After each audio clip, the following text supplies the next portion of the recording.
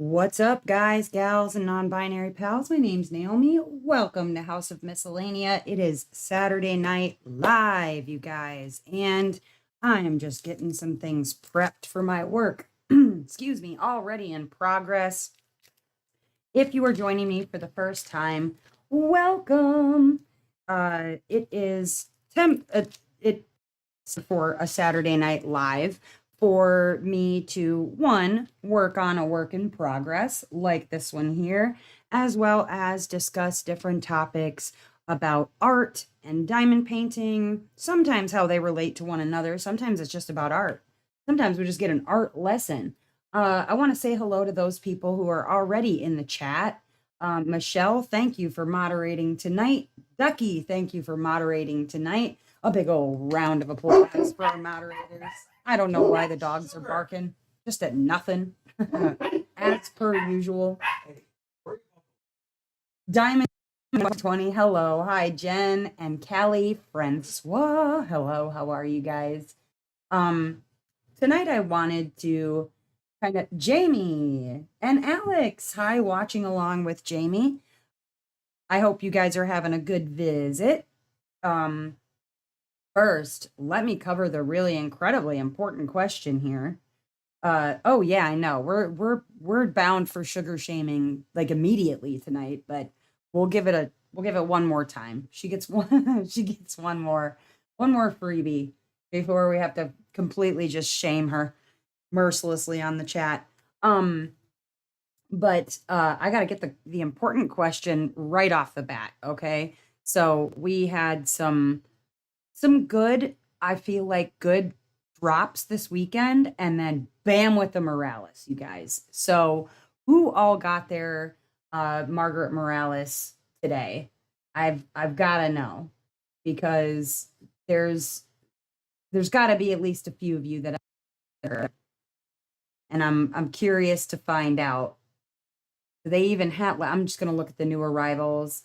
Mizushira is her name, and she is absolutely gorgeous. Sold out, of course, in record time, both for VIP and for the regular drop. Both Alex and Jamie got her.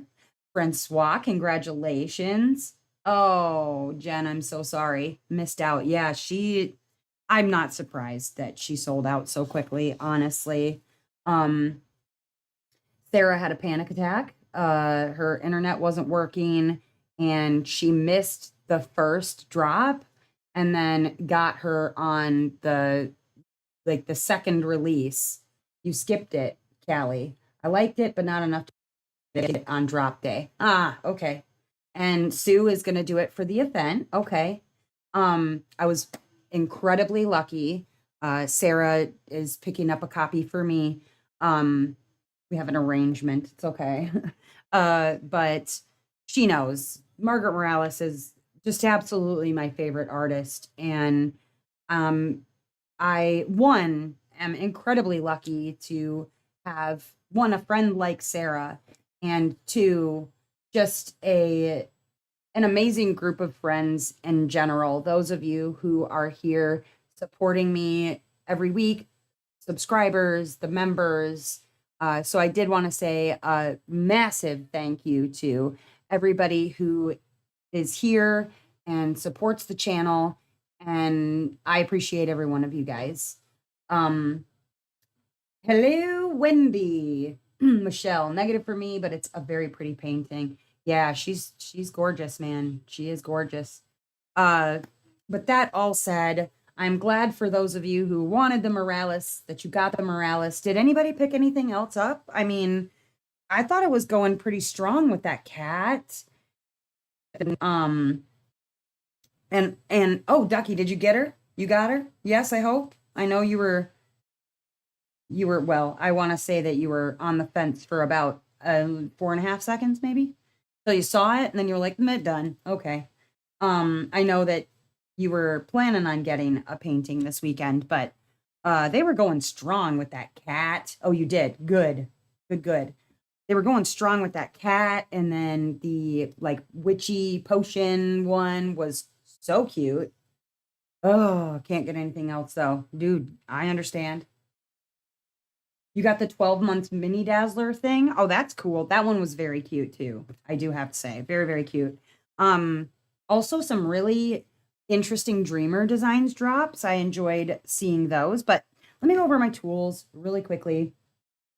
And you wanted the mystery. Yeah, that mystery was really pretty. I am using a pen. This one is from C'est Plus Beau Tour, which is French. I can speak that French. This one came from Wallflower. She sent it to me, and I've been using it because it's just a very lovely pen and a very lovely gift.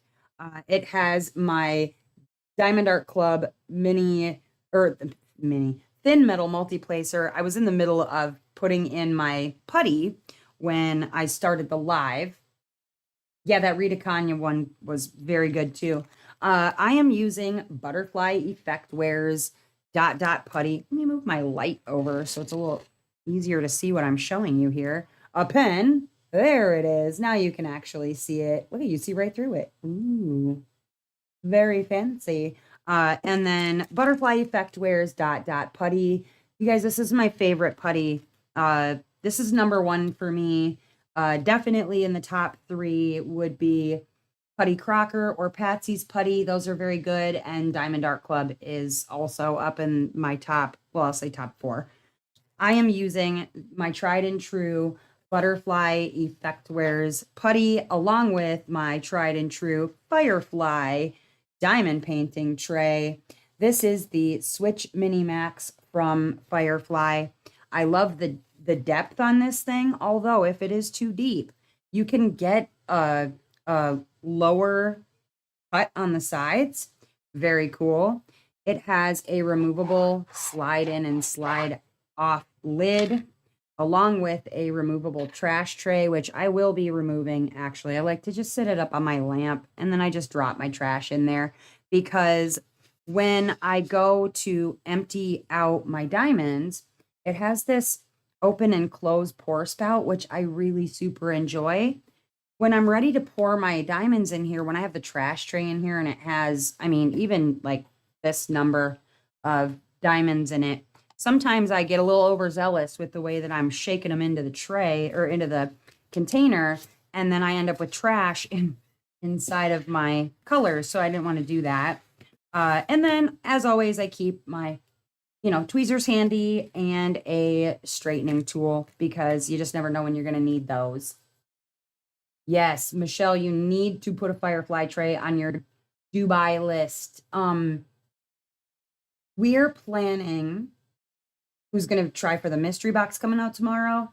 No, I there's a lot going on revolving around that whole mystery box idea. And yeah, I know I'm not going to be able to get anything, but I am interested to see what they drop. Of course, buttholes clenched that they don't put in some sort of a sneaky Morales or Mrs. Butterd or something like that, because a few of them will only be available for this mystery drop. And so, I feel a type of way about the idea of dropping something for a day that will never be available again. I won't get into it here, but I hope whoever wants something from it that you get what you want from it, really. Uh that said, I have a fun and interesting hello, Wicked Kitty Princess. And hello, diamonds around the world. Welcome, welcome. Every time I see your name, I think of the Daft Punk song. You know what I'm talking about? I don't do a robot singy voice very well, but it's like, around the world, around the world, around. The video is very cool. Hello, welcome.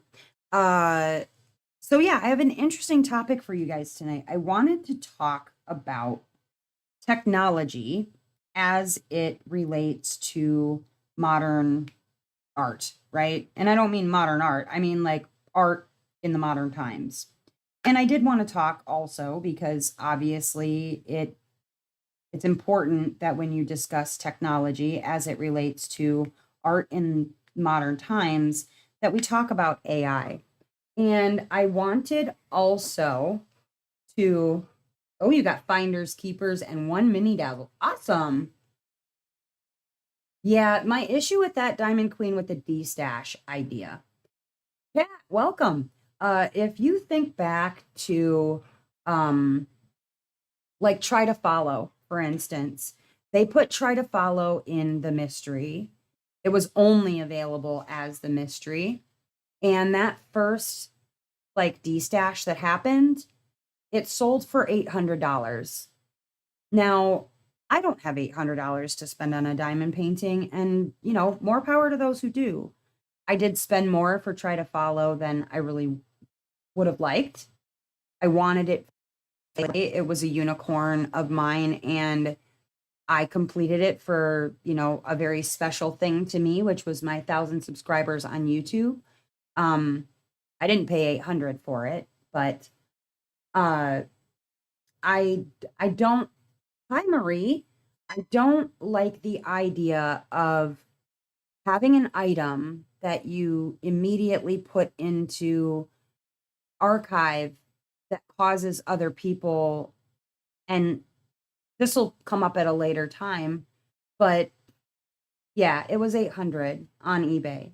Uh, and I'll bring this up at another time during probably a whip and chat or something like that. But, the amount of people who have mental health issues that are also diamond painters that identify as having some form of a mental health issue is, I bet you, pretty high. I would be willing to bet that it's somewhere up in the 80% range. I don't know that for a fact yet. I would love to see that study. But the issue becomes, where did my diamonds go? The issue becomes, they're right there. When you're dealing with FOMO marketing, okay?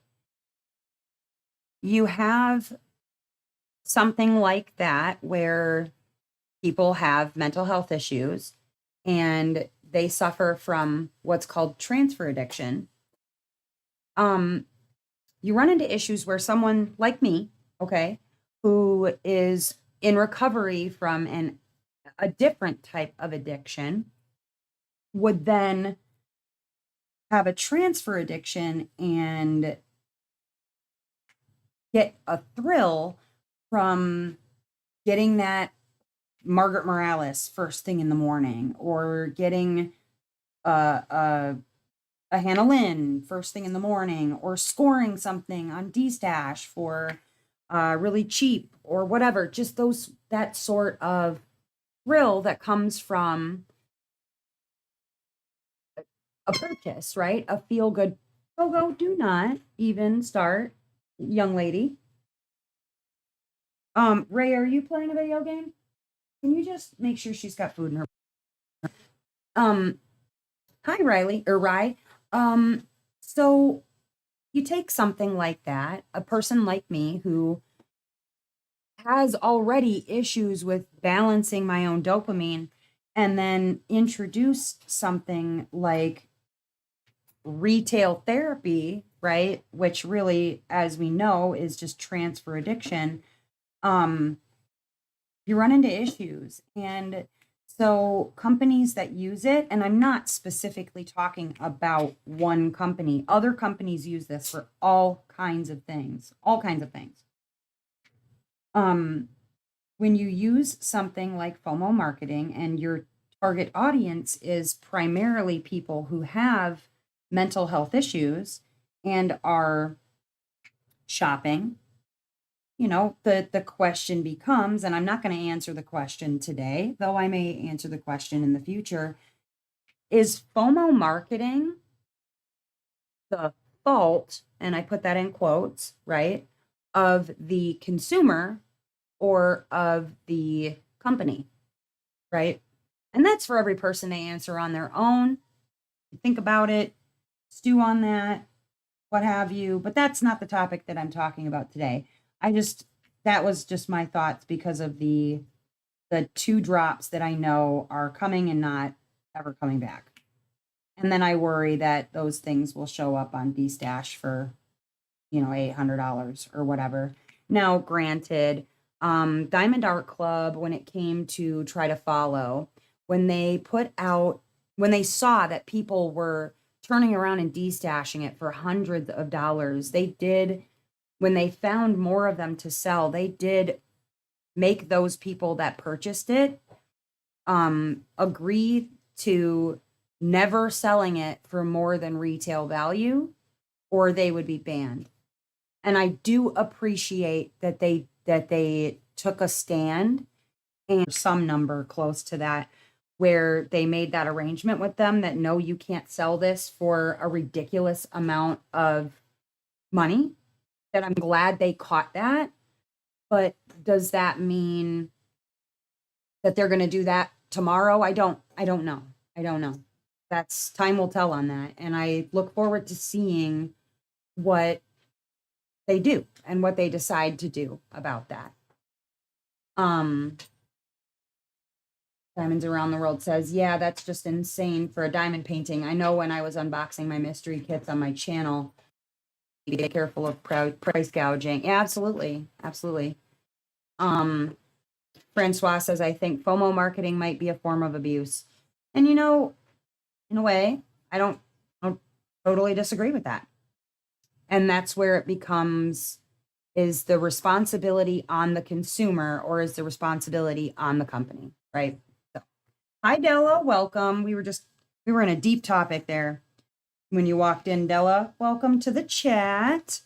So tonight, I did want to talk about something else that's kind of a interesting topic as it relates to diamond painting, art in general, all the things, and that is the use of technology in modern artwork or modern times, right? And then, if there's time, I did also want to talk about a little bitty topic at the end, which I think is another one of those fun questions that I need to put on my list. Hold on, I gotta write myself a note.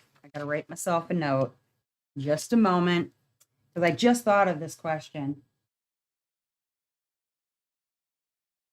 That question is, if I have time to get to it at the end and, discuss back and forth, what have you, but the question I might try to get to at the end is, as diamond painters, are we like artists ourselves or no? Not even close.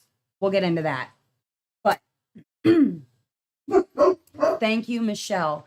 Michelle just posted, if you need to talk to someone professionally about your mental health, you can always contact the Trevor Project by texting START, the word START, START, to 678-678. Thank you, Michelle. So yeah, let's get into a little bit about an exploration on how technology, particularly artificial intelligence, is reshaping the art landscape. And I want to delve into its impact on traditional artists, its role in forms of art like diamond painting, for instance, and talk about pros and cons that surround that debate, right? So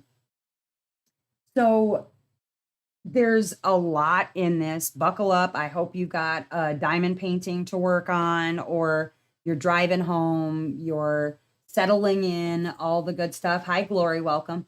That you're settling in, you've got something to maybe snack on. Welcome, Alex. Just grab a snack and let's get into it, right? I want to talk about the connection first between art and technology, because art has really always evolved alongside of human progress, right? Like the invention of the printing press to photography, digital art. There's always been a kind of a tension in between old and new, right? Are you one of those people that sits around, you're like, oh man, uh, I prefer digital media because I can get it at the snap of a finger and I can listen to it anytime, anywhere. All I've got to do is get on my app and get moving. Or you're like, well, I've got a 1965, record player and I prefer the sound of that crackle. I've got to have that crackle when I listen to my music. We call those older people or hipsters. We call them hipsters too. Uh, it just kind of depends on how you feel about that particular topic, right? And AI is having a similar disruption in the artistic realm. It's like, how do we as a society and artists, individuals, how do we reconcile tradition with innovation? And that's kind of what I want to talk about, right? Um, if you're starting with diamond painting, right? And you're talking about this fusion of craft with art and technology. Like if you're unfamiliar, right? That'd be weird because you're on my diamond painting live. So I think you know a little bit about diamond painting, but um obviously it involves placing tiny diamonds on a canvas, which is like painting by numbers, but with drills, right? It's meditative, it's a creative experience. It feels a lot like traditional art, but it wouldn't even exist without modern printing techniques. You got this idea of mixing tech with creativity, and it's nothing new, but it's more prevalent in today's artwork. You've got programs like Adobe Photoshop, you've got Procreate, and those have become really essential tools for many digital artists. Now, is every digital artist using AI? No, that's not even close necessarily to the truth sometimes. I think my son would consider himself a digital artist in a lot of ways. And I don't believe, do you use AI when you're making avatars and stuff? No. Um, but using those tools allows them to explore creative boundaries without ever touching a canvas, which having something like necessarily this type of physical in their hands. So, hello, Alexia. Welcome, welcome. Oh, snaps. Michelle says 21 watching and only 6 likes. You better get to booping that button. Let's talk a little bit about the pros of technology in modern art, right? You have accessibility, right? Digital art, software, anybody can create art from their home. You don't have to go anywhere special, anything special, and it reduces the need for any expensive physical materials. Now, that is not to say that digital art softwares and things like that are not expensive, because they can be very expensive. I know that my son uses Wacom, which is like a board, right? A little board and a stylus, and he's able to draw on it and it translates it obviously to the computer screen. But that just means that he doesn't have to pay for pigments, paints, paintbrushes, pencils, sketchbooks. It's not to say he doesn't still sketch or doesn't still use any other media materials, but it does cut down on the need for those sorts of things by being able to essentially create and erase right there at the touch of a stylus. There's versatility. Artists, like I said, they can undo mistakes, try out new ideas, and experiment with forms they wouldn't be able to in traditional mediums. Um, There's also a time saving element as well. You've got, here we go. You've got tools like automation and layers. So the time needed to create complex works is really drastically reduced.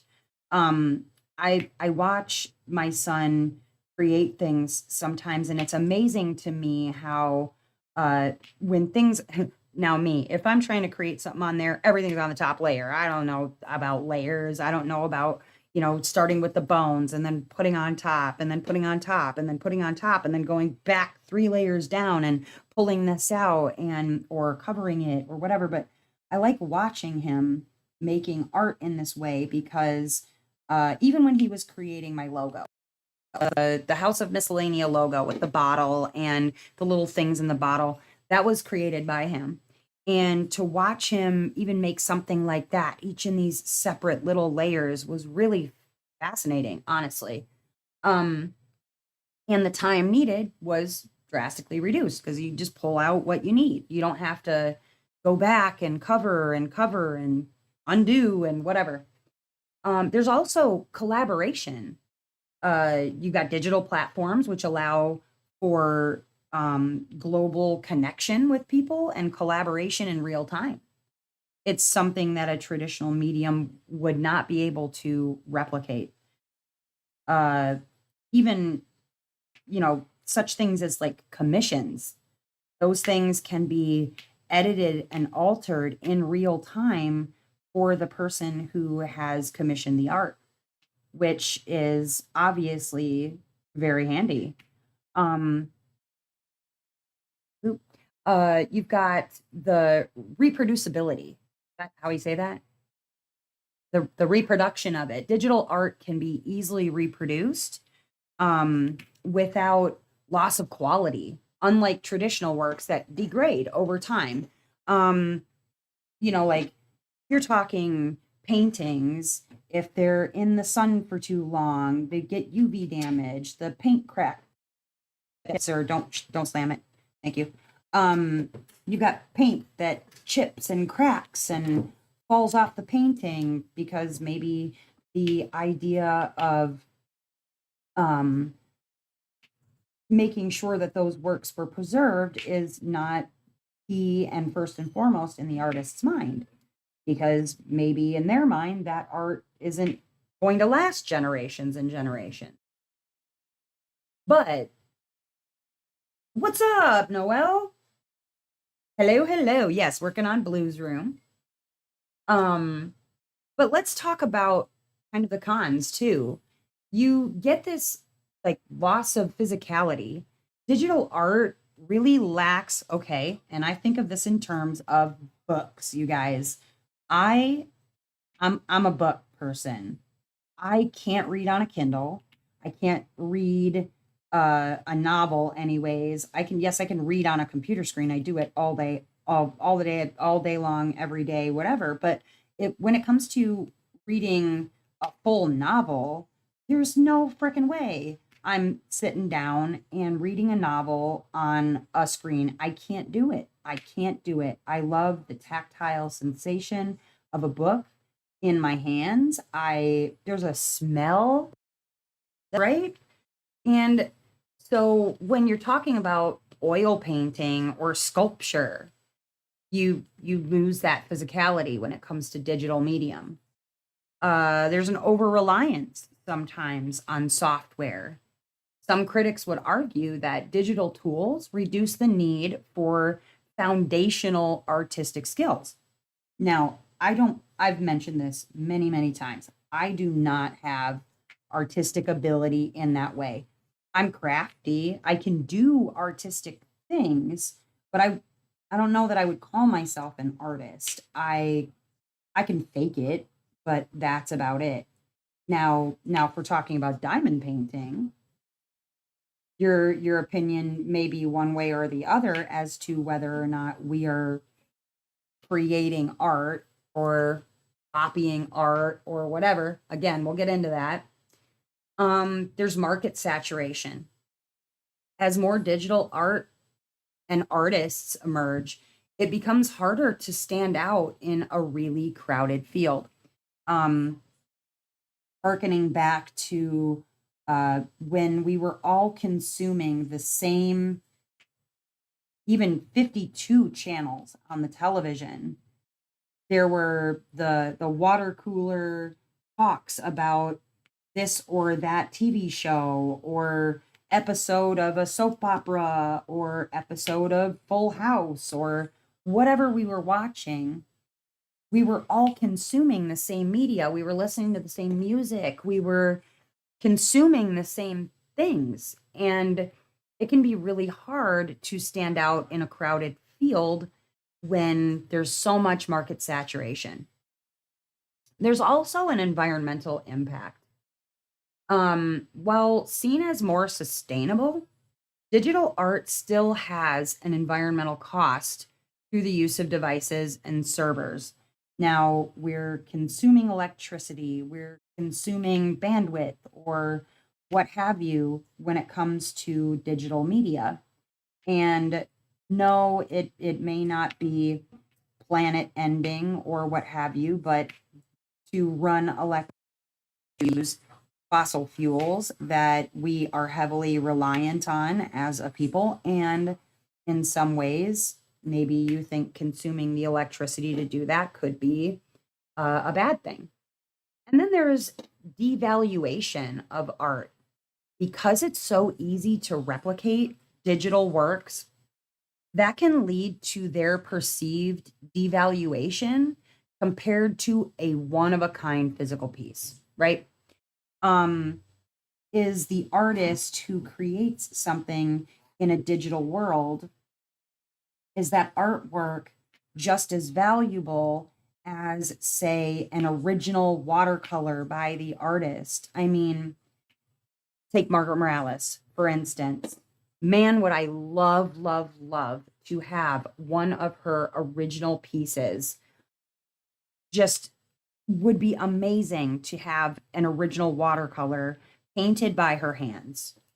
Does that make it less valuable than a digital print or a print that I could pay for the PDF and then print off myself? Does the art have the same value? Well, some artists may say no, that it doesn't. And that is evidenced by the fact that they don't charge for a digital piece versus a physical copy. Often prints or digital copies of artwork are not charged in the same way and therefore are maybe seen as less valuable. You think I'm an artist? Well, okay, the intention pens would be considered a form of art. I did not think of it that way. I apologize, Noel. Are you talking to me? Ducky, was I able to get my Morales or who are you talking about? Callie says, I love my Kindle because it's easier on my eyes, but I can still hold it easier than. Yeah, yes, Ducky. Miss Sarah made sure that I was taken care of because she's just a lovely human being. We got a little. She had a bit of a puckery moment because she missed the first drop, the VIP drop, and then was able to get it in the general. But yeah, she was like, I almost started sobbing at the breakfast table. Not a good look. I was like, yeah, syrup goes better on pancakes than tears. But yeah, you look at art like that, and it can seem like digital art is not as valuable. And that's all kind of in the eye of not only the beholder, right, but the artists themselves and what they're charging. Yeah, shout out to Sarah. Salty pancakes. What'd you say? Talking to me? Giant eyeball monster. She is not a giant eyeball monster. She's a lovely human. Don't say that. Oh, a beholder is a giant eye. Yes, nerd. It is. But I want to talk a little bit about the rise of AI in art, right? And where that started, where it came from, what have you. Uh, Had to get a drink. AI generated artwork is a really hot topic right now, and it continues to be a hot button issue across um, all media platforms of art and in diamond painting specifically, because we we have a lot of AI artwork kind of being pushed in our direction, and it can be hard sometimes to delineate between what is AI artwork, what is just digital artwork, what are the differences, how can you tell? And then, in a way, people can start to feel like they're being duped. Like you're selling me a bill of goods and you're not selling me the real thing. This is a copy of a thing. Um, this is a wannabe thing. It's not real, or conversely, it is stolen, or sometimes actually stolen, not in quotes, from other artists, or borrows from what they're using. Well, platforms like Dolly, it's DALL-E, Midjourney, and other algorithms are now capable of generating incredibly detailed works based on simple text prompts. You go in there, you put in, okay, for instance, I had created something on Canva, and uh, I put a old Victorian house on a hill in the night with a partly cloudy sky and a large full moon. Bats are flying from the belfry, and the whole thing is done in watercolor. Words into a prompt. And if you look at I put up a recent post review for Spirit, and it uses that piece of artwork. It's funny because Jack just released a piece of artwork that looked just like it. It was weird. It was weird. It looked just like it. And what it can do with just a prompt is really amazing. But some really see that as the next great leap in innovation as far as art is concerned, and others see it as a threat to traditional creativity. Okay. So, the pros of AI in art. I'm gonna get my next color. Hang on. We'll go with G. G. There is a really badly cupped drill in here. There we go. There is an efficacy and efficiency with regard to AI artwork. It can generate artworks in a fraction, I mean a millifraction of the time that it takes to create a human-made artwork, making production really fast and scalable. There's this creativity enhancement, right? For artists themselves, you have AI, which can be a tool to generate ideas, break creative blocks, or provide inspiration. Now, this I love because artists who are using and utilizing their own artwork as the framework for what it's pulling from, this is really cool because they can,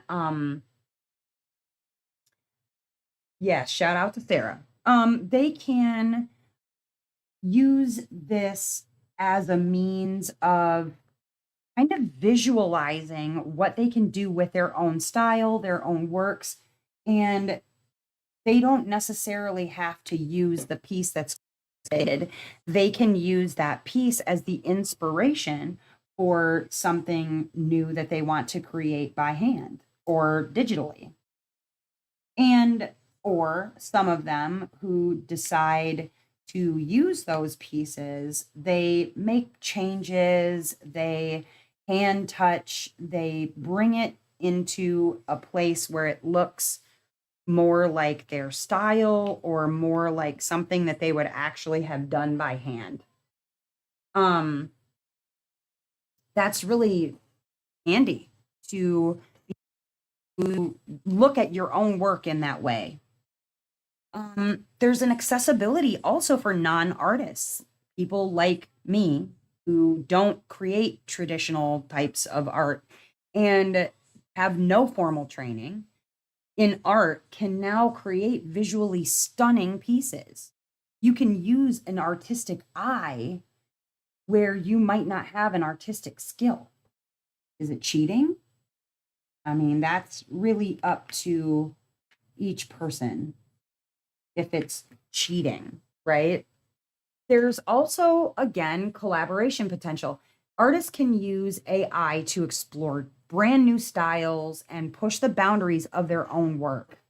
Um, we've seen some, and I don't know that it has anything to do with the use of digital medium versus non-digital, etc. But let's take someone like Hannah Lynn or Mrs. Butter D, or who's the one that just Genovia art, right? She had done some traditional type works and then released something that was created with AI. Granted, that piece was archived very quickly, but it's just trying something new. It's developing different. And like Mrs. Butter D, her art style appears to be evolving right before our very eyes.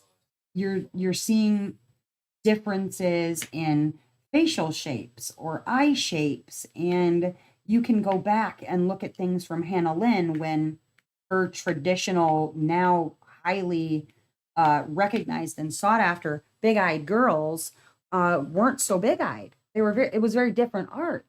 She kind of tailored it down and tailored it down and tailored it down. Now, I'm not saying that any of those people use digital mediums to do that, but you could use it for that. And to be able to experiment without wasting material or what, and to try something really new and innovative with your own artwork. Very, very handy. Um, and then there's like the access, the access to artistic tools that allows artists to try more. And it levels the playing field for creatives who come from very different backgrounds. I find that really interesting as well. Really, really interesting stuff. Um, but as with any tool, AI does have its cons as it relates to the artistic world, right? Let me get my next color here before I refer back to my notes and lose everything. We're going with M.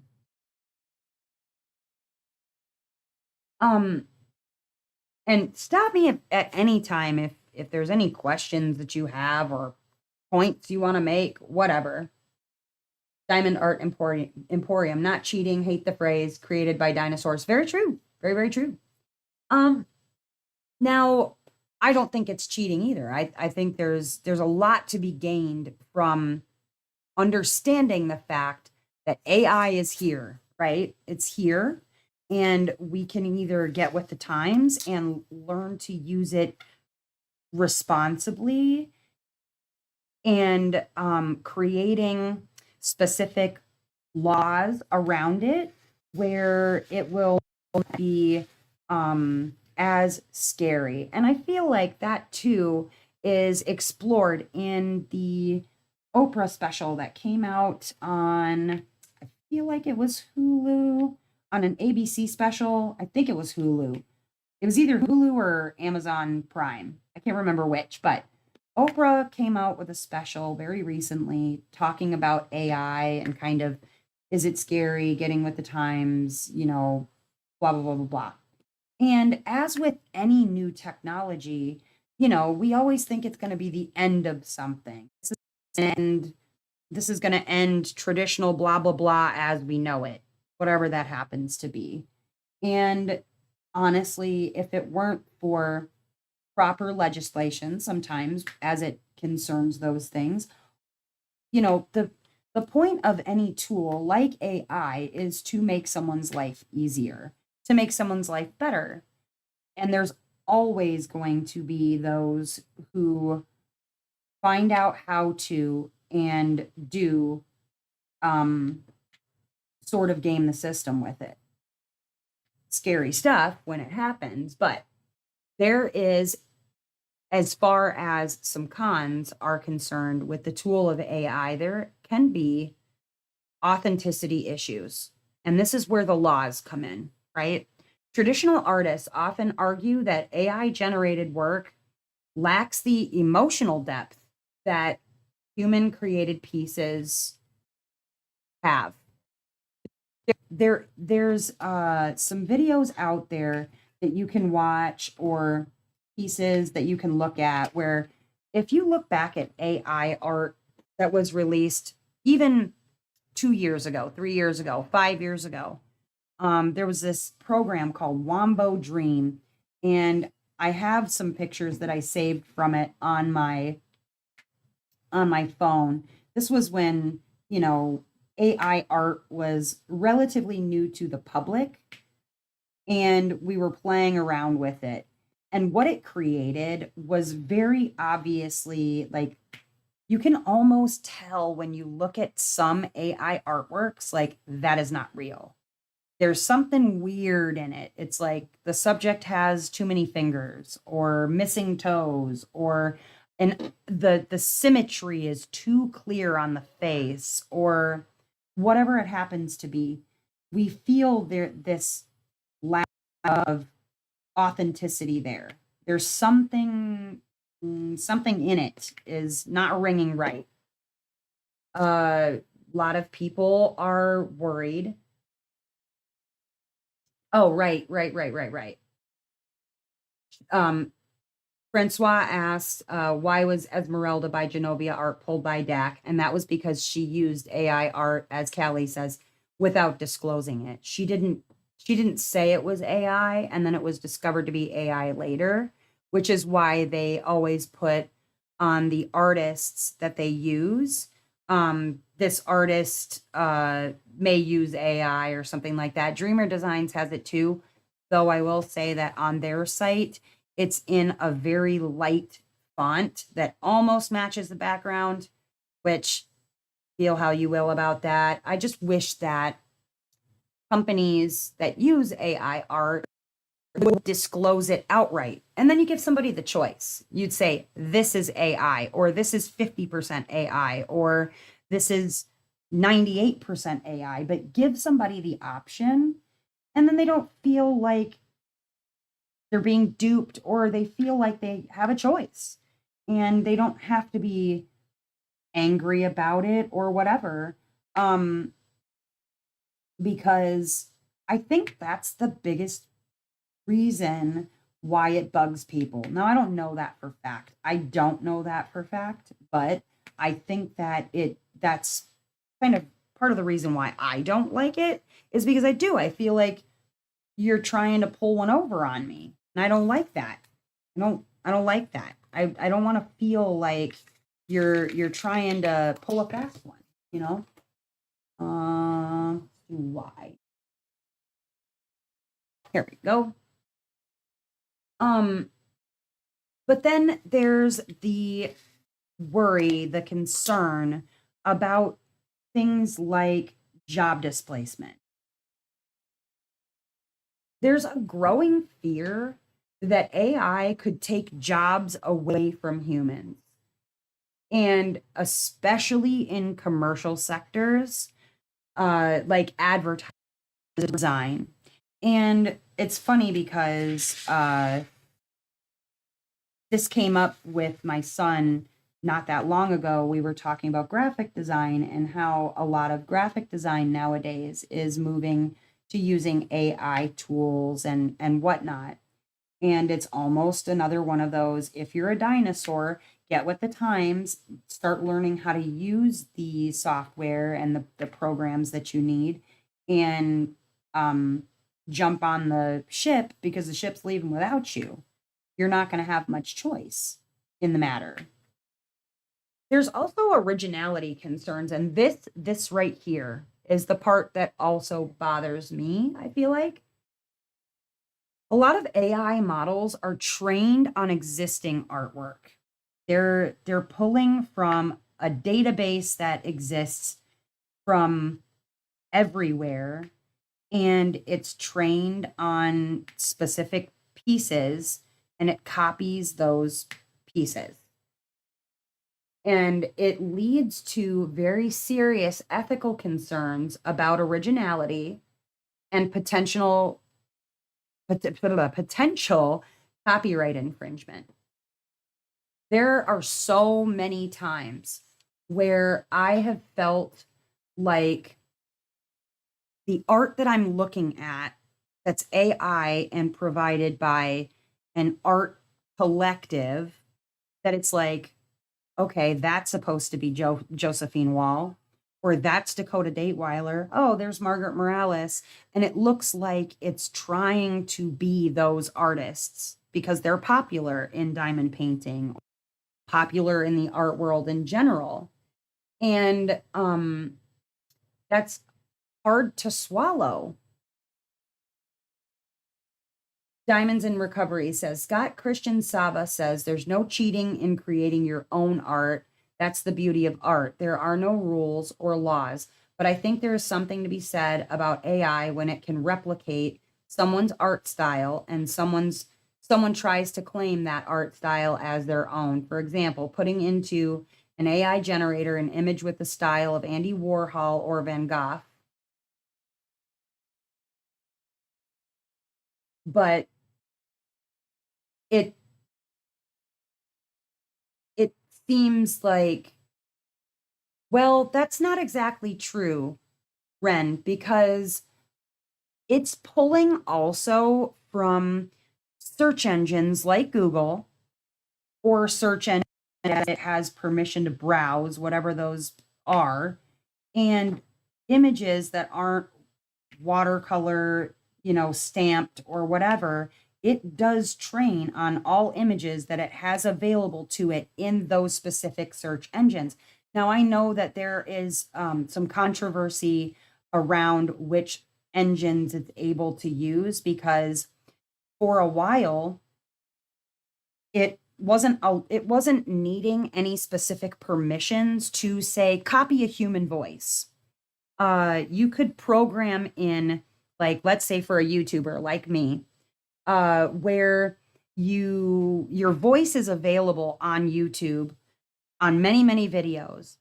Now, it could take that particular search algorithm of YouTube, find everything that has House of Miscellanea, Naomi in it, train on my voice, and then you can type into this little thingy boo, because they showed it on the Oprah special, where I could get it to say anything in my voice and in my inflection, sounding just like me. But the difference now is I have to give it my permission to do that. But yes, if it can do that within 20 seconds, Dustin said. A 20-second soundbite. It just depends on what engines it's allowed to search and use. And let's say, and I'm not saying that this is what's done, so please do not go back to any company and say that I said they did this. But let's say that a company has a group of licensed artists that they sign with, and they hold the license to those images, right? and they have something that searches their own licensed database of images and trains it on those images, whatever they are, and then uses whatever it spits out with a prompt to look like something out of that database of images. I'm not saying that companies like Diamond Art Club do this. It's possible. I don't know. I have no idea. That's I guess a tinfoil hat moment, but it's possible for it to do that.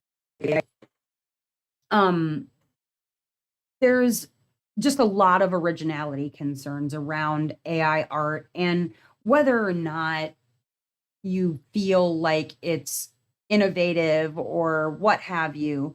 There's just a lot of hard feelings around the idea that it is taking bits and bytes of images and making something that came from something else. It doesn't just poof it out of nowhere. It has to get the information from someplace.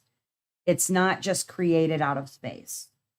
Up to creating videos that have never been filmed, right? Like it can create a video of something that has never actually been on a camera. There was one video in the Oprah special where it shows a little girl on the beach eating ice cream. And now everything really to me looked very, very real until I was looking at the physics that was happening when the child was pulling the ice cream away from their mouth. And there was like this, like almost like a slime, like spit or whatever, coming from the ice cream in the child's mouth. Like it doesn't fully understand physics yet. But when it does, if you look at, oh, there's in that special too, it shows a video of The Rock eating rocks. And it shows the original video of The rocks, and then it shows a current video of The Rock eating rocks. And the difference is terrifying how much it has learned in just 5 years, right? There's also this idea as a con that people feel like AI is depersonalized. It's often seen as a reflection of the artist's soul, but AI lacks that personal touch in some people's opinions. There's also the con of like skill devaluation, where it would become more widespread. And then there's a concern that the value of human skill and talent might diminish, that the appreciation for the talent of humans. No, I think that's a bit far-fetched. I think that that's a bit extreme. I think that the talent and skills of humans will always be appreciated. I think the ways in which the skills of humans, talents, and the way that they're appreciated may be different, right?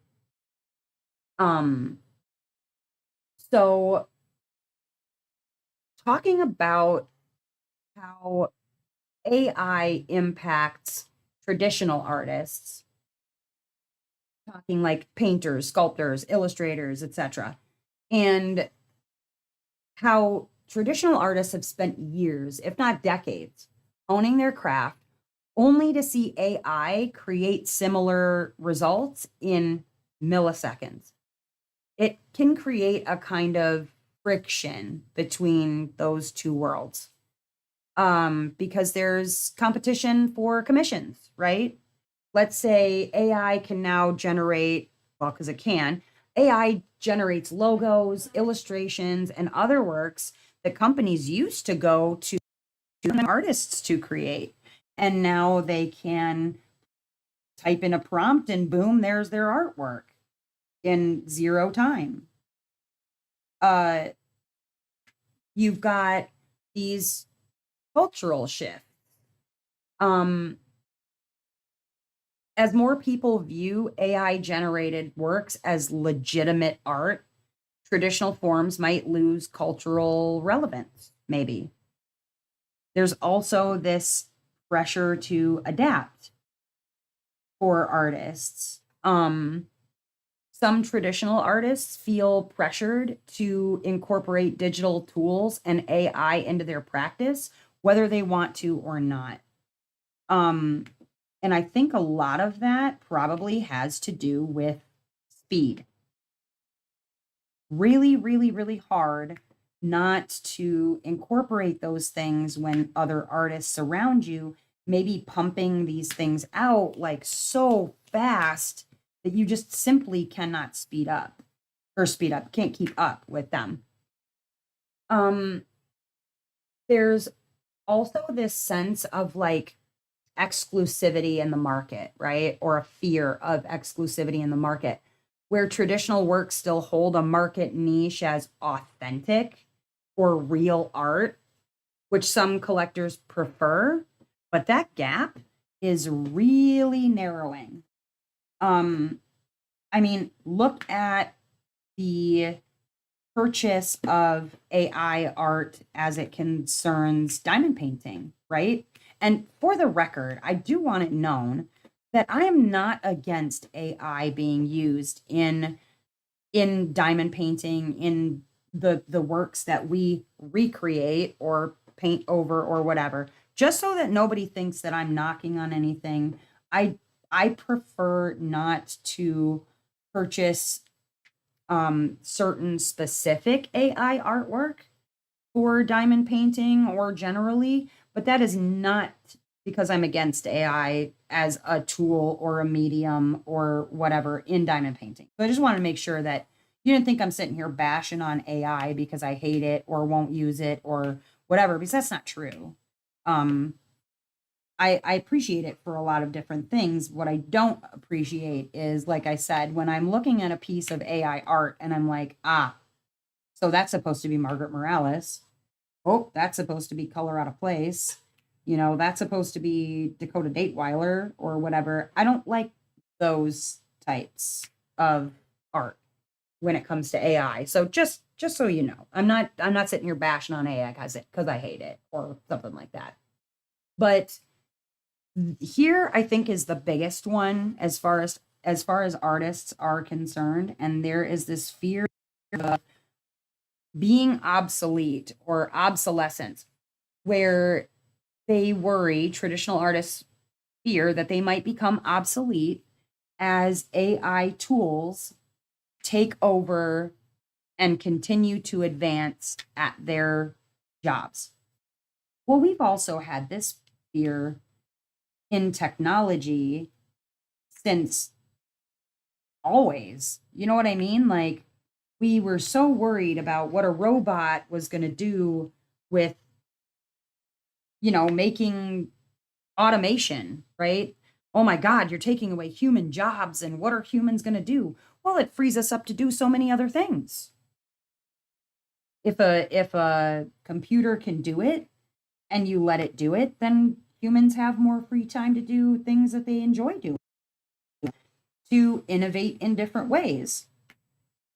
I think the way I was kind of looking at it as, at least for graphic design purposes, if AI art can achieve something in graphic design, which may not be the a person's idea of fun art to make, then maybe that artist can focus on making more art that they enjoy instead of the, you know, logos and banners and what have yous. Um, so there's that, right? But it's not all bad news for traditional artists. Like, many artists are finding ways to coexist with or even embrace AI. And here's where, um, you know, I want to talk about like some of the pros that come into play. All right. Let me get a drink here though, because I'm dry mouth, man. I'm parched. There are new mediums. Uh, AI allows traditional artists to explore new forms and mediums they may not have even considered. Like I said, they could take their own uh, AI trained on their work specifically, because there are artists who do this, and maybe they want to see what their normal medium would look like in a different medium. Like maybe they're usually an ink type person. They do things in ink, but they want to know what would my art look like in the style of watercolor. And they, plug in some prompts and boom, their artwork in their style is in watercolor. Um, it gives them the ability to play around a little bit. There's also augmentation rather than replacement. So when you use AI as a tool, it can augment traditional practices and enhance things rather than replace them. I like this idea the most because, you know, we want to think of AI as a tool that's going to help, not a tool that's going to take over and replace everything and everybody. And going to be like I Robot, that movie with Will Smith. It's a book by Isaac Asimov. We're all scared of that future. I don't know who's not scared of that future, except for probably people who are closer to using AI and understanding AI than maybe the layman, because I don't know nothing about any of that. So it's something that you worry about. There's also a way our artists can broaden their artistic horizons. They can use AI to, like I said, experiment with styles and colors and competitions, compositions they wouldn't normally attempt. There's also this market validation, I feel like. Ironically, the rise of AI might lead to a renaissance in traditional art as collectors seek out genuine handmade pieces where, they don't want a digital piece. They want a created piece. I feel like you've seen this already. Um I feel like in some ways there are some of us when it comes to diamond painting that specifically seek out the genuine, or the non-digitally created art when working on diamond paintings. There's also again room for creative said. Putting everything into context, I want to talk about how the pros and cons kind of interact with each other. One major debate is around artistic control. Some people would say that relying on AI gives artists more control as they can quickly generate a variety of options for people. But others believe it strips away control as they're no longer fully responsible for the creative process, right? Um, so a painter, for instance, might feel liberated by AI's ability to quickly render preliminary sketches, but and it allows them to focus on the final composition on the one hand. But on the other hand, a sculptor might feel AI undermines the years and years of training that they put into perfecting this particular craft. Now, looking at diamond painting and the AI era, right? Coming back to diamond paint, what role does AI play here? Well, while AI doesn't directly impact this form of art, the broader technological context definitely influences it. Um, Digital designs are often created using software and algorithms that streamline the process, but imagine a future where AI could automatically generate these patterns based on a user's preferences, speeding up the creative process even more. Now we know that and I'll get onto that topic in just a minute too, Ren. Most can't afford licensed art. AI brings it to everyone, and I'll get on that in a minute. Um, there's we've already seen where Diamond Art Club has stated in comments that they have a very open working relationship with regard to Eau Claire Studios, which we know to be um, an AI group, a collective of artists that use AI. And they are in close contact with them. They are able to send them an email, middle of the week, whatever, before the weekend drops, or however long it takes. I don't know the process and how long it takes, but they can send an email out to Eau Claire Studios and say, hey, there seems to be, since fly in here, there seems to be a growing interest in people who want pieces of artwork that have cows on chaise lounges, and we want a piece that has a cow on a chaise lounge, like paint me like one of your French girls or whatever. And they can collaborate with Eau Claire, giving them this prompt, whatever the prompt is. And Eau Claire can get that piece out to them very, very quickly, which is why you're seeing things that seem to be almost part of the memery of the internet. And you're seeing those things arriving very quickly into diamond painting because they can very, very quickly get with a company like Eau Claire to create that particular piece of artwork. But does that mean diamond painting loses artistic merit because you're doing something that's AI? Well, I mean, that's what a lot of traditional artists are grappling with is, across many different mediums. But obviously, we are living in a time of change. AI and digital tools are not going anywhere. We kind of have to accept the fact that they're here and they're here to stay.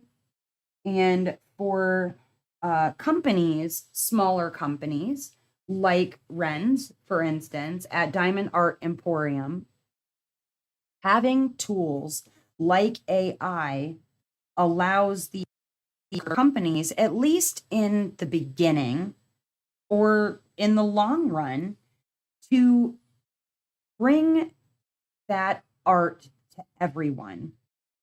Now, there is, in my opinion, something to be said for a company that uses literally only AI art versus a company like companies in China who use outright thievery of an artist's work because they know it's popular. Now, if they could just take AI and create something that looks like Mrs. Butterdee, that looks like Yume, that looks like Margaret Morales, translate that to AI, then you would see less of this blatant thievery of an artist's work just to get access and become a company, right? Because in China, they have very different laws around copyright. And yes, AI is in its infancy as far as legislation is concerned. We really have to get a broader picture of what AI is, what AI can achieve, and kind of go from there and decide what is legal, what is not, where is it drawing from, what is the database it's using, where does it get its examples, so that it isn't stealing work or it isn't copying work. But wow, bacon, that was scary. Just jumped right in front of me. But like I said, I would much rather buy from a company that was using entirely AI artwork than a company that I know and can see right on the picture a watermark of the artist, and then people just buying it up like crazy. Hi, Chrissy, welcome. Oh, damn commercials. If you It doesn't give you any commercials. I know sometimes it like interrupts me right in the middle of what I'm saying. But yeah, sometimes I turn the ads on and sometimes I leave them off. Just depends on what I think I'm going to get for viewers or what have you. But hi, Wallflower, welcome. Just wrapping some things up here, but as stated, AI is here to stay. We need to evolve legislation. But that doesn't mean traditional art is going away. It's evolving. And whether they're digital artists, traditional artists, or someplace in between there, they need to find ways to adapt. And they are, in many cases, finding ways to adapt. I feel like while there's always going to be room for originals and there's always going to be sought after original pieces, and people are always going to look for that grainy sound of a record, people are always going to want that physical touch of and smell of a book. We have to embrace that these sorts of technological tools are here to stay. But I want to leave you with a thought on this particular topic. No matter what the medium, art's purpose is to provoke thought. It's to provoke emotion and connection. And whether through the shimmer of some diamonds on a canvas or the pixelated output of an AI or the brushstrokes of an actual painter, art is going to continue to move us no matter what. But that's really all I wanted to talk about as far as technology, AI, and how it relates to modern art and artistic styles. But while I am on the topic, please don't forget to hit the subscribe, always comment on things, your thoughts, your feelings, and whatnot. But I wanted to, because I do have some time that took less time than I imagined it would. Ooh, thanks for your super. Yeah. Can I put that as I do that? Nope, that's not what I was trying to pop your super up on the screen. But that's all I wanted to say about AI and things like that. But that said, I want to talk about, and maybe a little bit controversial, and I definitely would love to hear your guys' thoughts on the matter.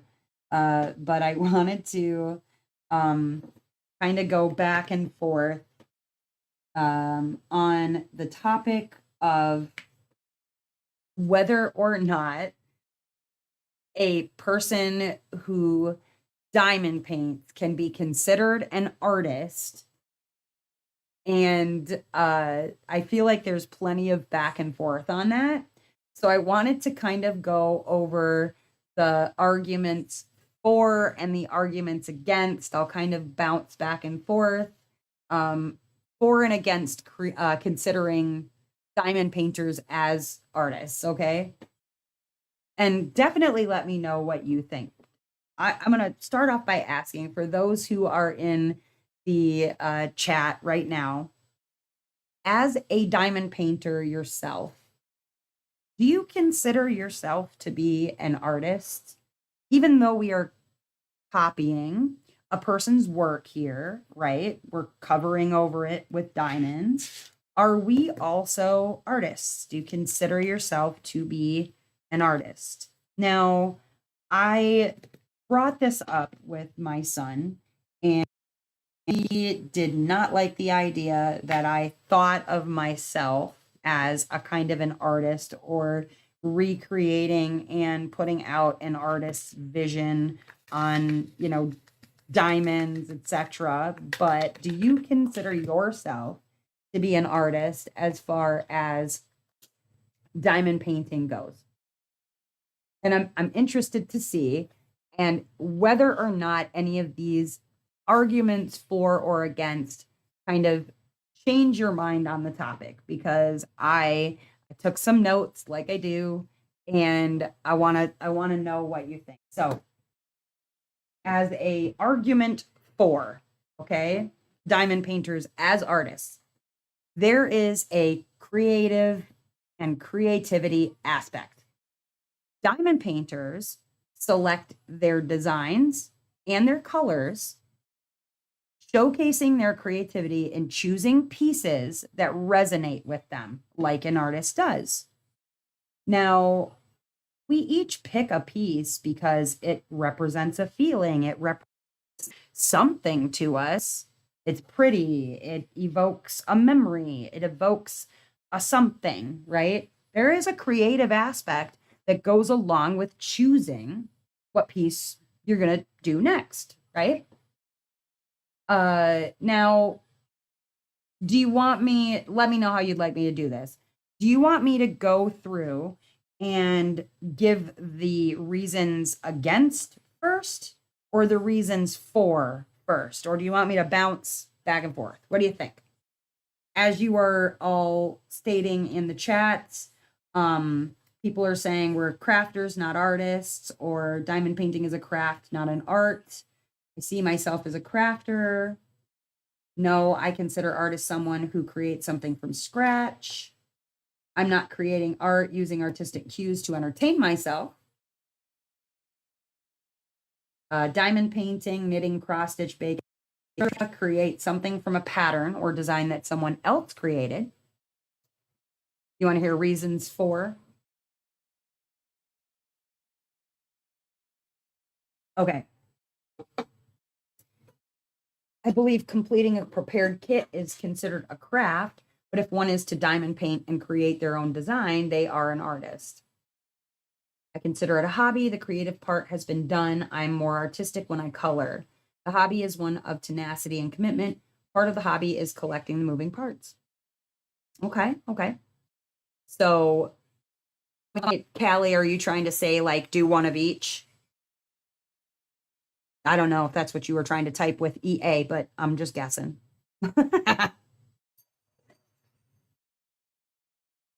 But okay, so I'll go reasons for first. Okay, diamond painters as artists. All right, I've already talked about creativity. Then there's the artistic expression. Okay, so let me get my next color before I keep on reading my notes here.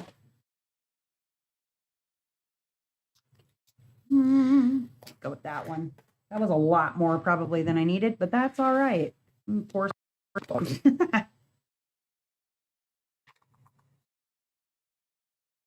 I talk with my hands generally, like especially when I'm making points on something or whatever. And so it is hard to read, speak, gesture, and diamond paint all at the same time. I feel like I'm doing all the things. Okay, so artistic expression. Like traditional artists, a diamond painter. Ooh, go in there. Here we go. A diamond painter expresses their emotions and thoughts through the artwork they create. I can probably tell you when I was working on specific pieces, the sorts of things that I was thinking about. And I'm not talking like just, yep, I was thinking about my shopping list and getting the eggs and the ham for grocery. Wow, getting eggs and ham for groceries or whatever, and blah, blah, blah, blah, blah. No, I'm not talking like that. I'm talking about like, I remember why I picked it. I remember what I was feeling or thinking. I was really putting as much passion and thought into what I'm doing as I'm doing it as I would making a traditional piece of art. There's also a skill development involved. Diamond painting requires practice and skill to master the technique. I mean, no, it's simple. It's putting resin diamonds on sticky stuff. What skill can really be involved. But if anybody has seen that picture in the Discord of the person with the roller skate, you will know that it does take practice and skill to make it look good, right? Uh, there's also an attention to detail. Successful diamond painters have to have a keen eye for detail, just like painters and other artists do. There's a visual composition that goes along with it. You got to understand composition and color theory if you're going to create visually appealing works. And by that, I mean those of us who are putting special diamonds into our kits, I feel like that takes an artistic eye, not a crafty eye. You can fight me on that. And maybe you will. I'm going and reading some more.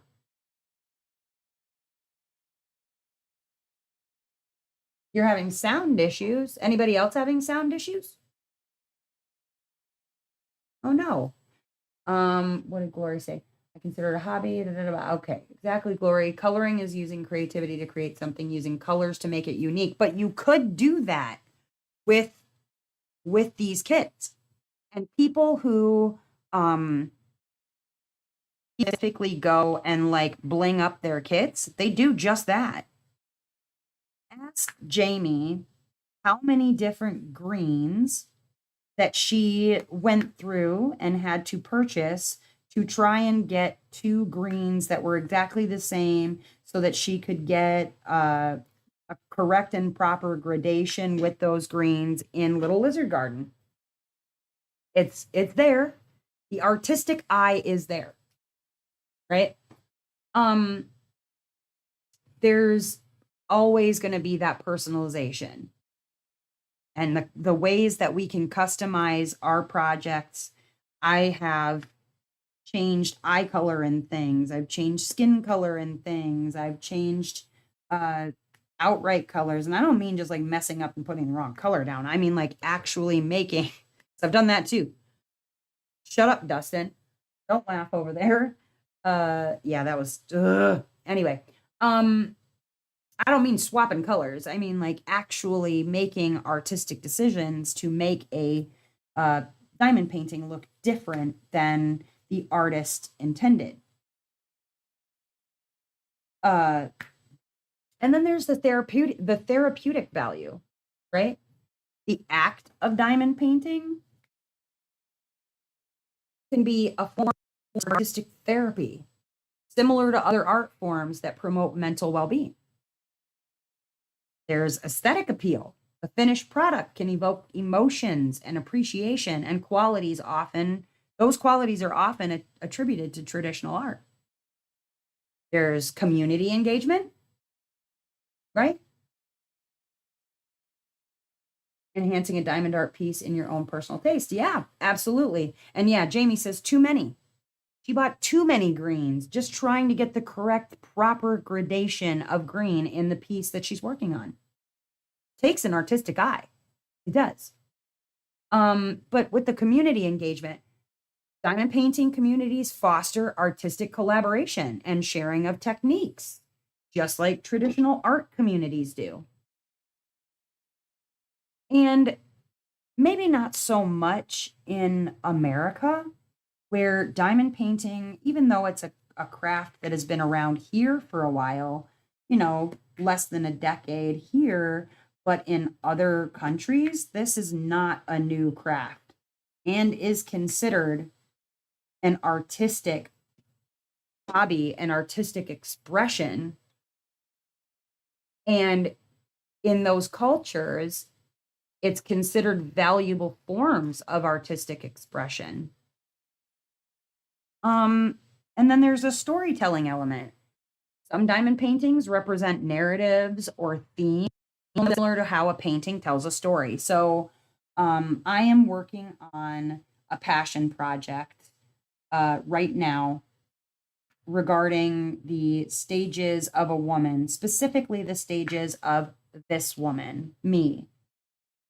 And I have selected specific paintings that I'm going to work on and, talk about the stages that I was in, and etc., that it takes an artistic eye to select the pieces that evoke the emotions that I'm trying to evoke in telling that story.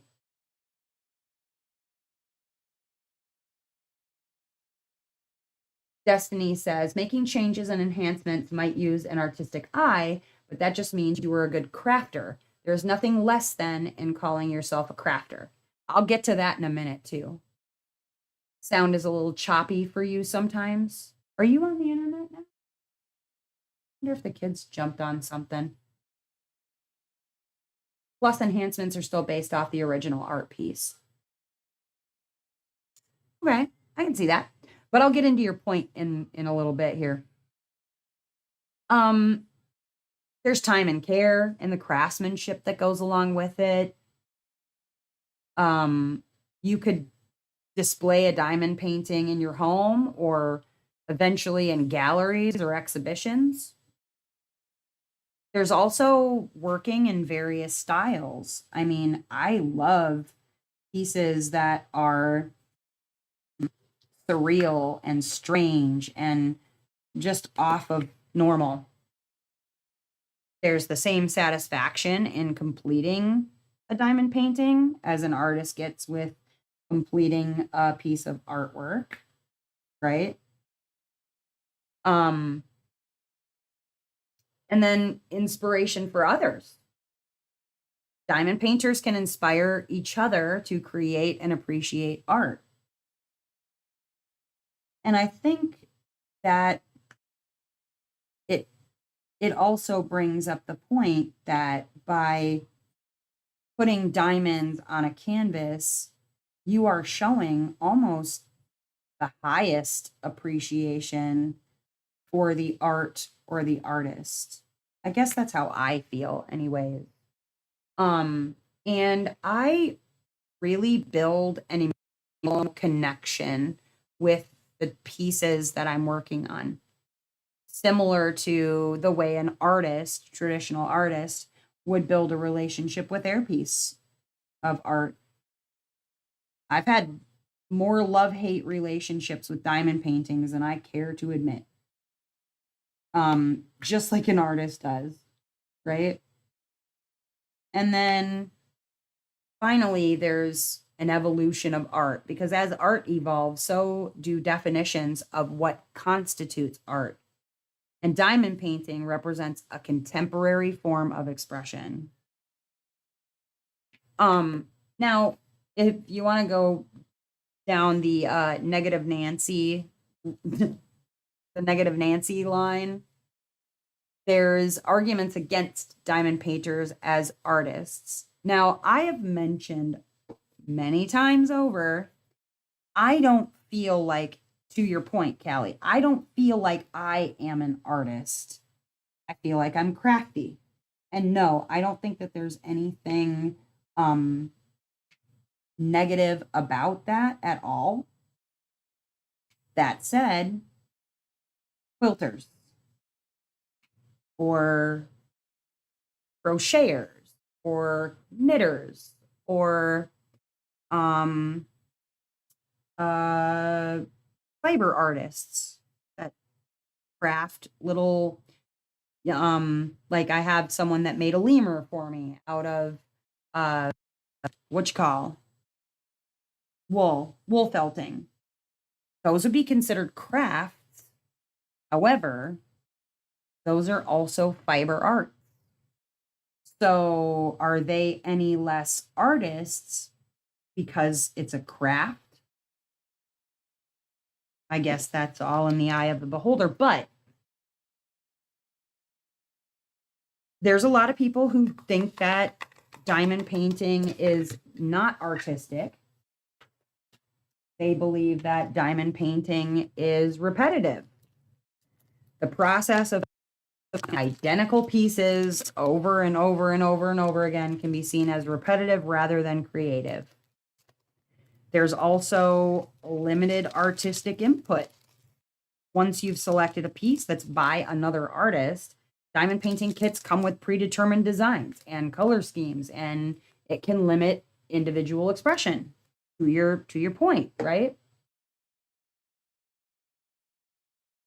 There's less originality. Some would argue that using pre-made designs lacks the originality that characterizes traditional art. Or the commercial aspect that mass production of diamond paintings can give the impression that it's more of a craft than an art form, which is, to your point, it was in my notes. There's a tool dependence. The reliance on the kits undermines the artistic skill required to create unique pieces. I love to see. Okay, but intention pens, it's a different thing. That's a different thing. Yeah, and if you're having sound issues, maybe try refreshing. Sometimes that helps.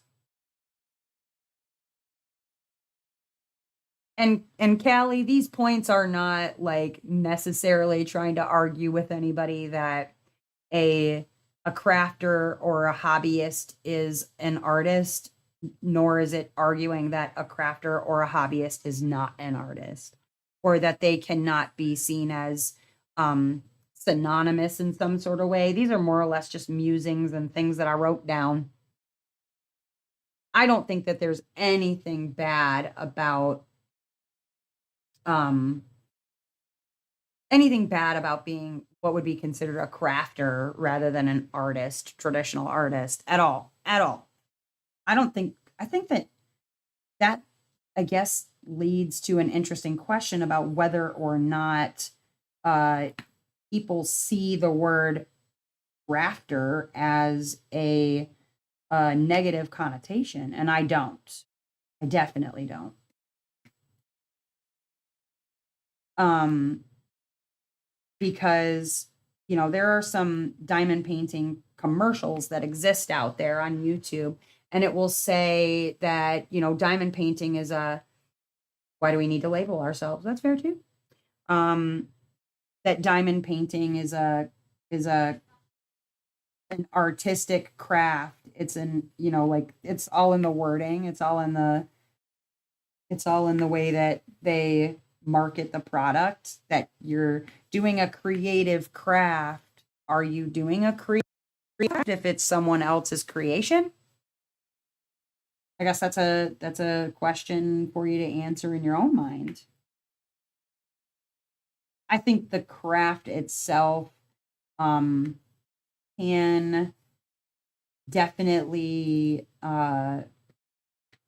give one some creative thoughts about things, like those who enhance their kits and things like that. But I think generally the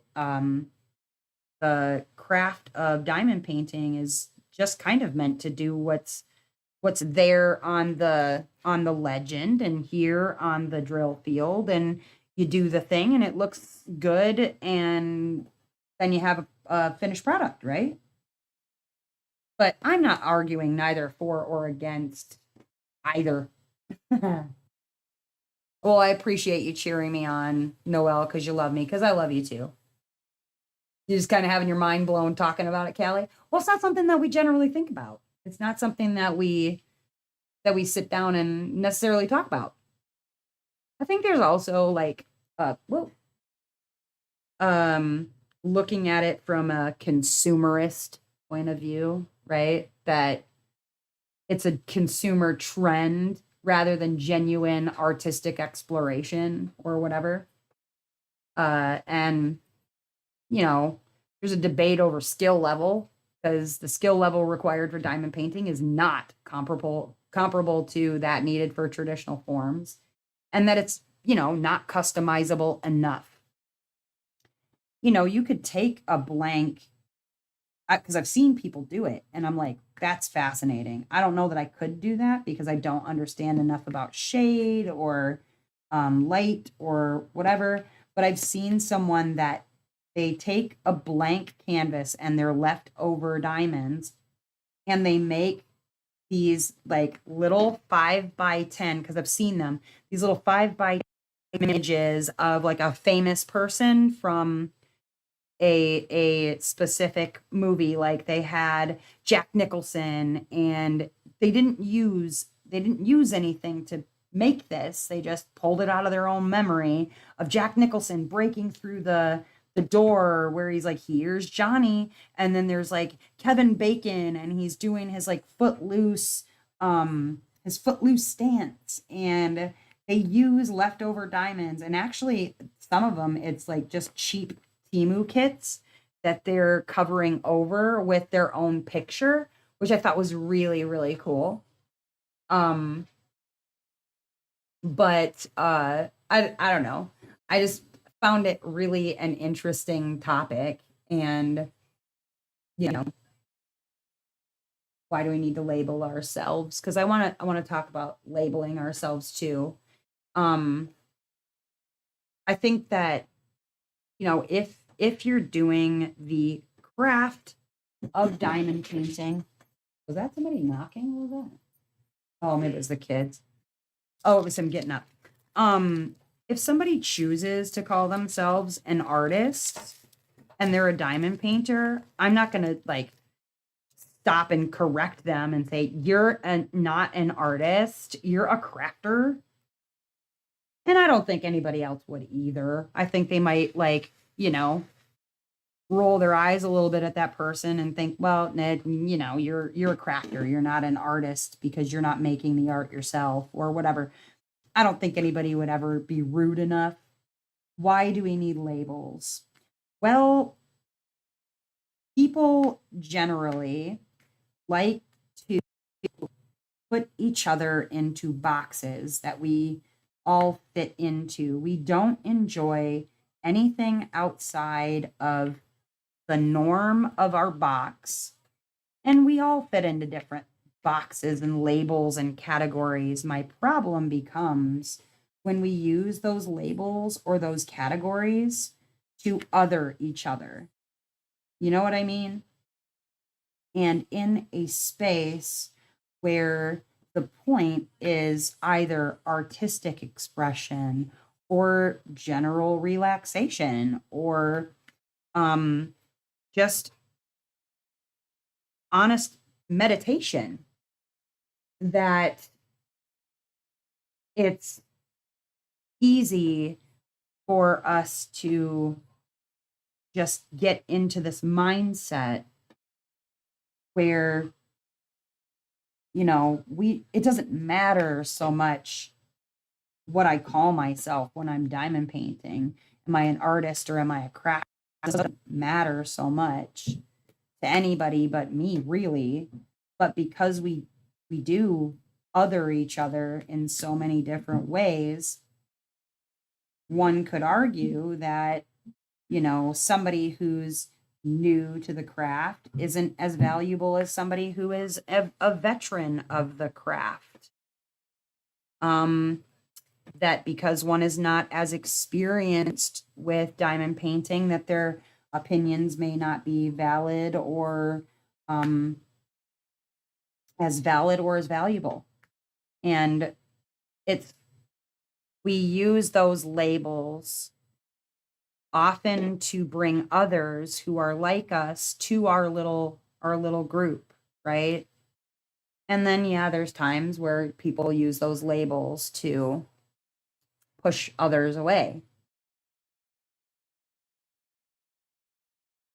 Glory. It's a hobby that I craft that become I love it. I love it. And I think and as you're saying, Ren, the same does apply to AI art being fake or that real art only matters. I think it's like, does does it does it so much matter to some people? Yes. I don't always understand why. I think that it's like I said, I feel like, and tell me what you guys think. I think the reason that I dislike not when companies use AI art. I don't care about a company using AI art. What I do care about is when a company does not disclose that the piece is AI. And I don't care if it's as simple as, it was created with AI and then human hands touched it up. It still feels like somebody's trying to pull something over on me, and I don't like that. Just tell me it's AI art. Now, I know that on your site in particular, where you're selling diamond paintings, I've never seen you attempt to try and, be subversive about anything or to not be full disclosure about what you've got going on. There are companies that have expressed very strong opinions about AI art, either in the distant past or in the recent past, that, somehow using AI art is bad, that have themselves either moved into using AI art because they see it's what people want. People go on to it, all of these different sites, and they select AI pieces because some of the things are so fantastical, or because it's less expensive to produce, it's easier to purchase, right? I just don't like the thought or the feeling that one, it there could be an argument for artists that it takes a job away from an artist, right? On the one hand, and I think that's where some other people are um kind of hung up on it, that it's stealing jobs from artists, and my friends are artists, and it, blah blah blah. My son's an artist, and I don't like the idea that AI art will eventually and or does currently take away work he could be doing. But on the same token, if someone is outright and in the open about the fact that what they are selling is AI art, it gives the consumer a chance to make a decision about whether or not they want to purchase that AI artwork. They can stand on whatever hill they want to die on if that's what they choose to do, but give me the option to make an informed consumer decision, right? That's kind of where I'm at with it.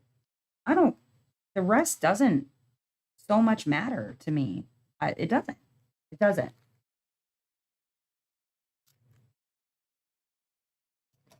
And if your business is built on 99% AI, I don't think that's going to stop people who don't care or were going to buy AI artwork anyway from purchasing from you. And I hope that they don't.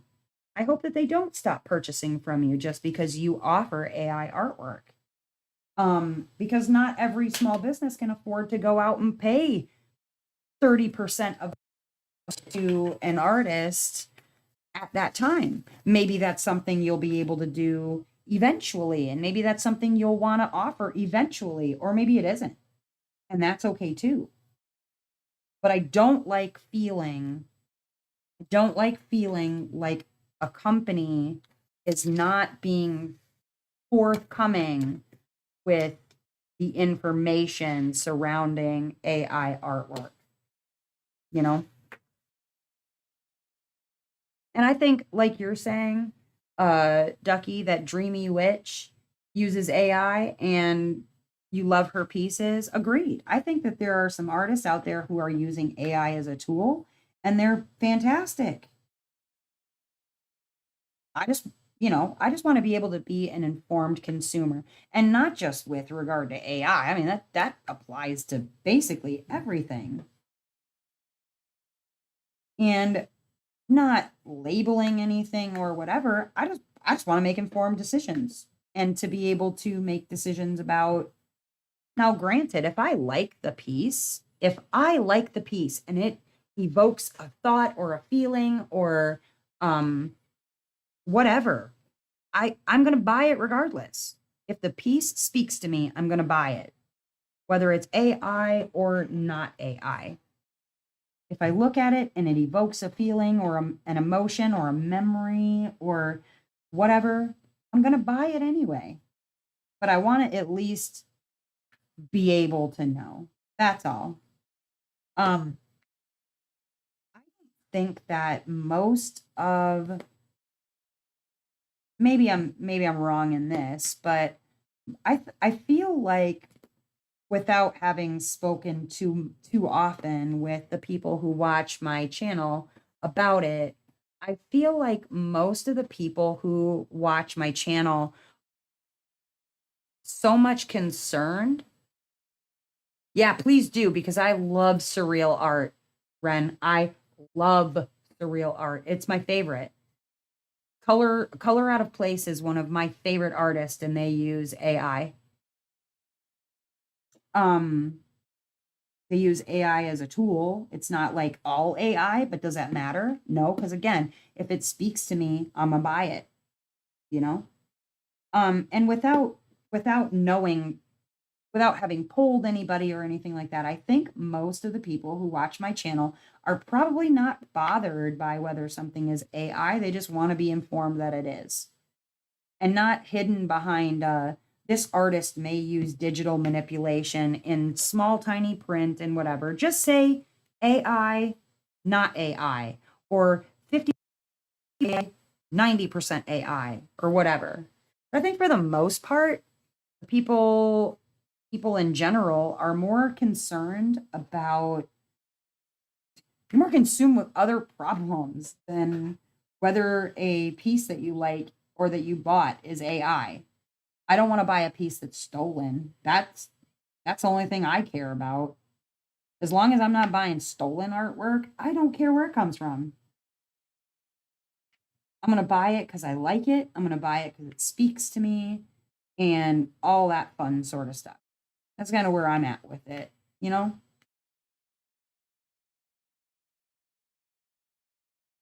I knew nothing, Lori says. I only have licensed art when I made my first canvas purchase. It wasn't until I saw creators on YouTube that made a point of it. So being a supportive artist became the mindful thing to do. I'm glad to have helped you, Francois. Um, and that's just it, Lori. I love the idea of supporting artists.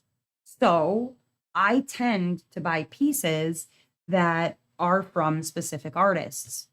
But if I see something that speaks to me, I'm gonna buy it, you know? My husband's an artist, my son's an artist, and I don't I don't want to see a job that my son might want to go for as an artist. Whoop, just blew off of there.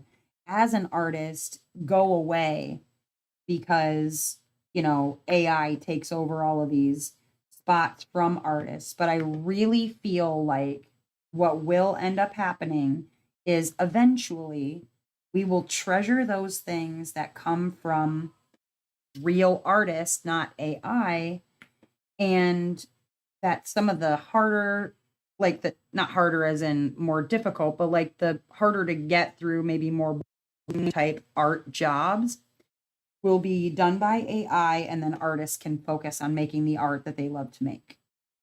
And the harder part of the process would already be done.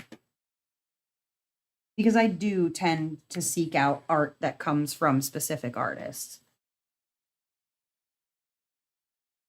And see, there you go, Ren. You said you pay your AI artists, and you know it's all.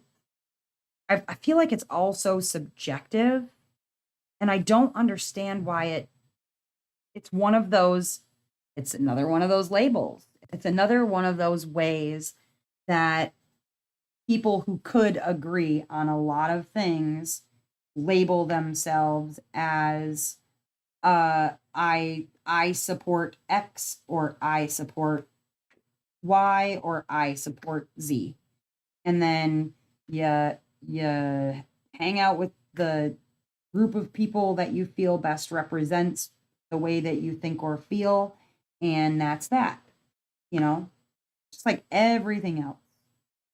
We can either use those labels to other each other, or we can use those labels to kind of better understand another person's point of view on the topic of technology and AI art as it relates to modern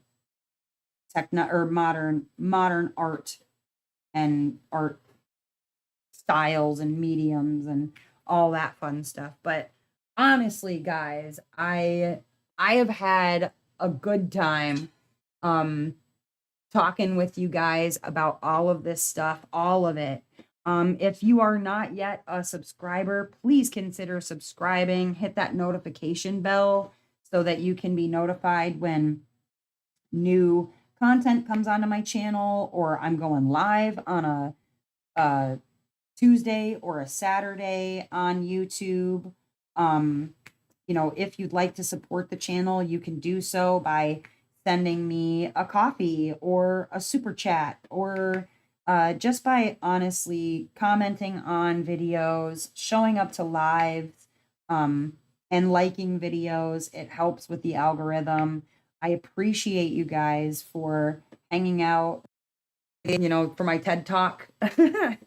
um, I hope that you learned some things, and if I'm laughing at Ren's comment. Hi, Amber. Welcome. We are just wrapping up.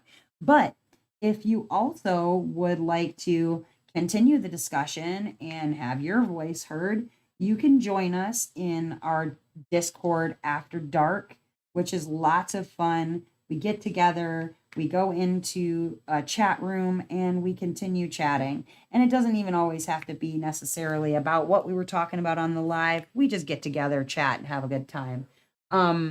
So please, please, please join us on over at the Discord. And Jen, thank you so much. I appreciate you as well.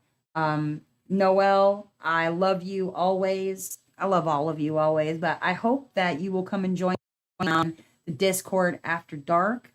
It's been a blast, you guys. Thank you, thank you, thank you for hanging out with me. And as ever, I hope that wherever you are in this great big wherever you are in this great big beautiful world of ours, that you are having a phenomenal morning, evening, or afternoon, whatever time it is, wherever you are. I will see you again next time. All right, you guys. Thank you so much for coming out. I'll see you again soon. Bye-bye.